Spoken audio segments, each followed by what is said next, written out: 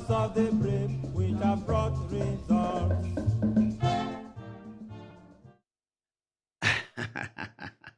Alaji 35. So I was told that this regional minister says that he is only 35. I'll tell you the story how the whole thing started. It was about Ejuso, some people going to lock up something in Ejuso, my constituency, our constituency. Ejuso, they went to lock up something. That's how the conversation started.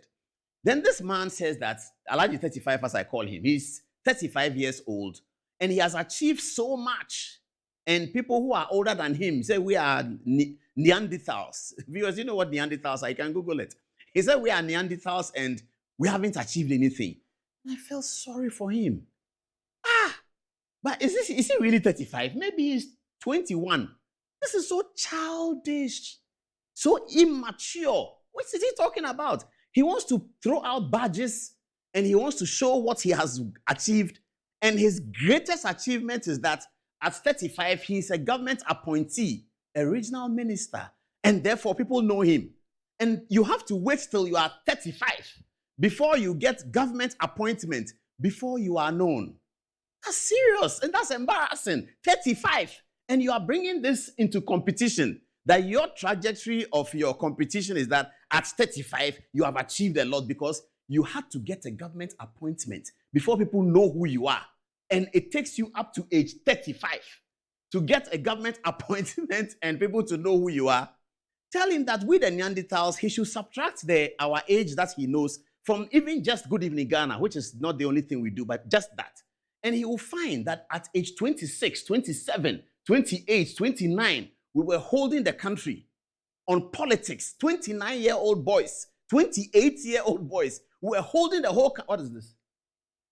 Oh, this is John. Oh, please, I want people to laugh at me. Don't tell him that when we were 29 years old, we were holding the country. Everybody was watching. The whole country was watching. When we did it for 3-4 years, by 31, they said, CIMG said that we are the television program of the year. No current affairs program ever wins television program of the year until then. Television program of the year is big deals, MTN, sitcoms, big entertainment shows. But the panel decided, but for the work that these boys have done, they are the television. We were 20-something. We didn't need government appointment. You have to wait till age 35. We were not even married. By the time we were doing these things, we were not even married. You have to wait till age 35. Get a government. What is government appointment? Government appointment can go to anyone. It's the president who decides. What is government appointment? I was so sorry for the guy. Oh, Alaji 35. When he came to vetting, I was there. And I liked his vetting. Some of the NDC people were asking questions. Who is he? Who is he? And one person I remember said that, oh, Owahene, he's the nominee for it. They said, oh, his name is not Owahene. And they were correcting him. You have to wait till age 30. You think that is successful. You see, in this world, exposure is a problem. When you don't have exposure, then you think you have achieved. When you haven't seen what somebody has done, then in your head, your bubble is bursting because at 35, a president makes you a regional minister. And that is your claim to fame. That is your achievement. 35. Oh, well, some people were known 29, 27. You see, viewers, if you are a lawyer, your family will know that you're a lawyer. Your friends will know that you're a lawyer. Few people will know. When the whole of Ghana gets to know that you're a lawyer, it often means that you have done something of consequence in the law practice, something consequential. That's why the whole country is hearing about you. That's why the media is mentioning you, because you are a lawyer who has now reached consequential stages so that the nation gets to know about you. So if you're a footballer, your friends will know that you're a footballer. Your family will know that you're a footballer. By the time the whole nation knows that you are Mohammed Kudus, it means that you have done something of consequence. That is why they know that you are Mohammed Kudus. But this guy sits in Ashanti region and says that he has achieved so much. And the so much he has achieved is that at age 35, he is known by people because he got a presidential appointment. And he says that I'm 35 and I'm regional minister and you are 60 and you are nobody. Really? Has he read the history of things? I am disappointed and surprised and embarrassed for him. 35, you won't even thank God. You won't start by the grace of God. You don't understand that it is God who places people where. You don't know about that. You think you are 35 and 35 before you are known. 35 before people know you. Go and tell him that some people are known at 26 and they are not known because of government appointment. They are known because of what the Lord has used their hands to do and what the Lord has used their mind to do. Kwesi Pratt Jr. is over 70 years old. He's never gotten a government appointment. Recently, people were calling that Kwesi Pratt Jr. should be made to lecture in social policy at the University of Ghana, and I agree with it. Kwesi Pratt Jr., he's over 70. He's never gotten a government appointment. Never, never, never. But he is a journalist of consequence. So you say that Manasseh Azuri, who I fight with all the time, I fight with Manasseh all the time. Manasseh has never received a government appointment. Manasseh went to, he grew up in Oti region, I think. He went to Ghana School of Journalism, Institute of Journalism. Went to work at Ghana Broadcasting Corporation, which was not a fanciful place to work in those years when you leave GIJ. You want to go to Joy FM, you want to go to Graphic, and you don't want to go to GBC. But he went to GBC. And then he began to focus on investigative stories. Then he did one. Then he did a doctor. Then he did two. Over time, I've not finished with Manasseh. Over time, he has become a journalist of some consequence without a government appointment. Not one government appointment as Manasseh got. This Alhaji 35 sitting in Ashanti region says that he is somebody because he's gotten a government appointment at age 35. And he's bragging that I'm 35 and I've achieved so much. You've achieved what? Look at Ambassador Spielgabra. Ambassador Spielgabra got his first government appointment in 1993. By that time, he was already a star at the African Development Bank. Ambassador Spielgabra was already a star. He didn't need government appointment to be Ambassador Spielgabra. He didn't need it. The government appointment needed him. He didn't need it. That's the difference. The government appointment needed him. Let's see, who else do we have? Who else do we have? Let's move on. Let's move on very quickly. We don't have to spend too much time on this one. So viewers, you see the point. You see the point. You don't have to brag that I'm 35 and I have a government appointment and therefore you are nobody, I am somebody. You can't wait till you are 35. Look at Professor Frimpong Boateng. Look at Professor Frimpong Boateng. He didn't need government appointment. The government appointment needed him. When he came to be cardiothoracic, it's not a government appointment.